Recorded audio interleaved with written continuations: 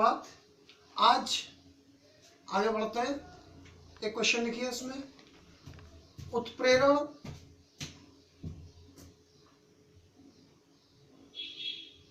अथवा उत्प्रेरक की सक्रियता एवं चयनात्मकता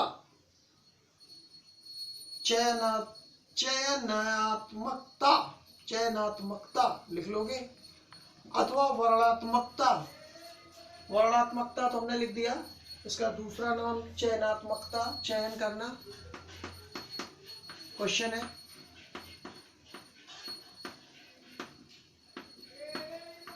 चयनात्मकता से क्या तात्पर्य है, समझाइए।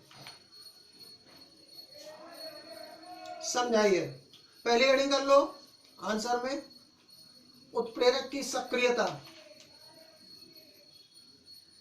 उत्प्रेरक की सक्रियता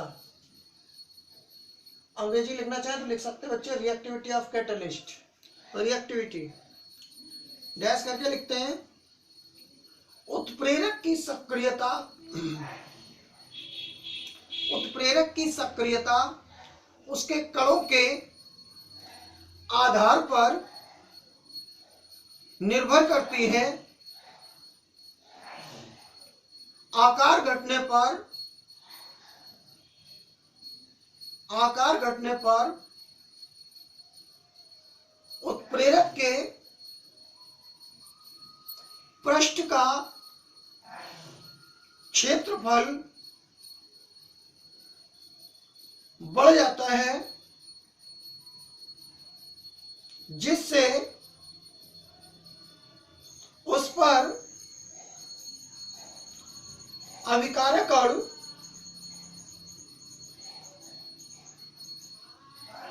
अधिक मात्रा में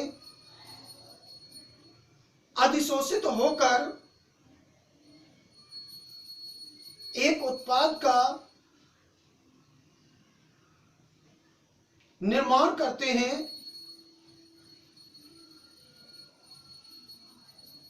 अतः आकार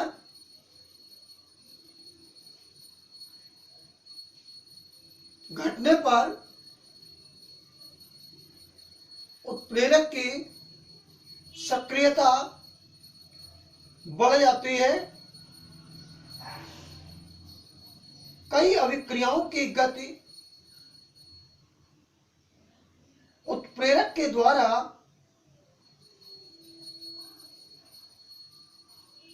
(10⁻10) गुना बढ़ जाती है।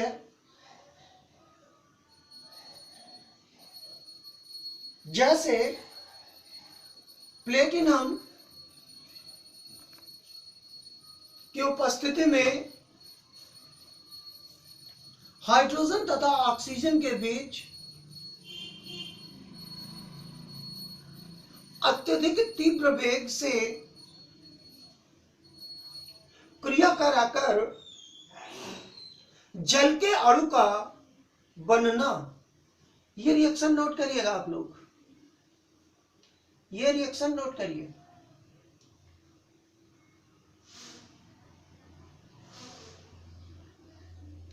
अब नेक्स्ट हेडिंग करिए,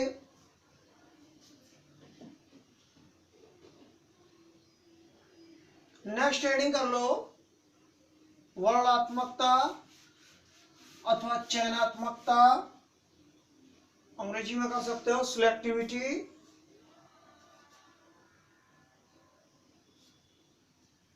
किसी उत्प्रेरक की सिलेक्टिविटी का मतलब क्या है कि उत्प्रेरक जो है वो तय करता है कि अंतिम क्रियाफल क्या होगा।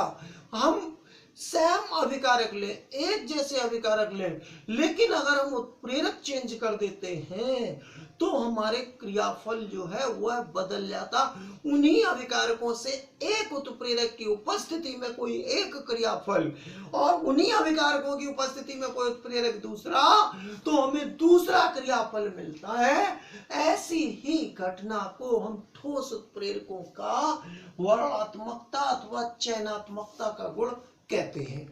कि जैसे कि अब बात अगर करी जाए तो इसमें लिखते हैं किसी उत्प्रेरक की वर्णात्मकता, हेडिंग कर ली, इसमें लिखे किसी उत्प्रेरक की वर्णात्मकता से तात्पर्य उस क्षमता अथवा गुण से होता है जो अभिकारकों को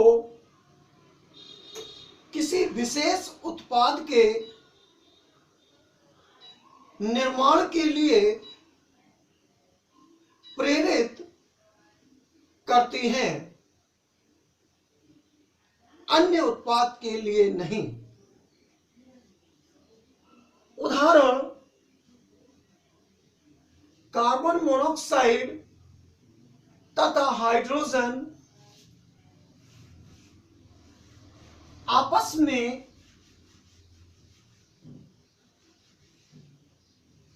क्रिया कर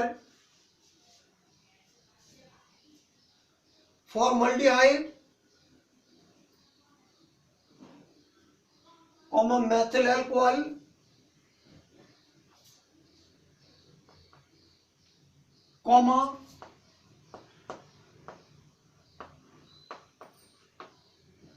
मेथेन का निर्माण कर सकते हैं। किंतु तीनों प्रकार की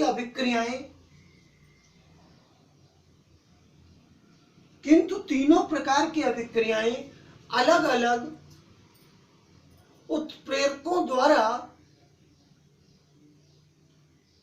निर्धारित की जाती हैं। देखो बेटा, ये कार्बन मोनोऑक्साइड या हाइड्रोजन का गैसियस मिक्सचर लिया। अगर ये तो बैलेंस के लिए लेते हैं हम लोग, रिएक्शन को दिखाना होता है कि 3:2 ऐसा कुछ। थोड़े रिएक्शन में क्या है कि हमने कार्बन मोनोऑक्साइड और हाइड्रोजन का मिक्सचर लिया। अब अगर उसमें कॉपर कैटलिस्ट आप यूज कर लेते हो तो आपको मिलेगा फॉर्मल्डिहाइड। अगर आप कार्बन मोनोऑक्साइड और हाइड्रोजन के मिक्सचर की रिएक्शन निकल कैटलिस्ट की प्रेजेंस में कराओगे तो आपको जो परिणामी क्रियाफल मिलेगा वह परिणामी क्रियाफल होगा मेथेन। और तीसरी कंडीशन देखो, हमारे अभिकारक तो वही हैं, कार्बन मोनोऑक्साइड और हाइड्रोजन। अब तीसरी कंडीशन में हमारा उत्प्रेरक बदला तो हमको परिणामी क्रियाफल मेथेनॉल मिलता है। ये हमारा एक क्वेश्चन हुआ चयनात्मकता और आपका सक्रियता। ठीक है, बहुत बहुत इंपॉर्टेंट है, तैयार करिएगा। अब आते हैं उत्प्रेरण में अंतिम पायदान पर, क्योंकि मैकेनिज्म बता दी, सारी चीजें क्लियर हो गई। अब बस एक लास्ट रह जाता है कि जिस तरीके से रसायन विज्ञान में डिफरेंट मेटल या उनके ऑक्साइड हम लोग यूज करते हैं एज ए उत्प्रेरक, ठीक उसी तरीके से बहुत सारी रिएक्शन हमारी बॉडी में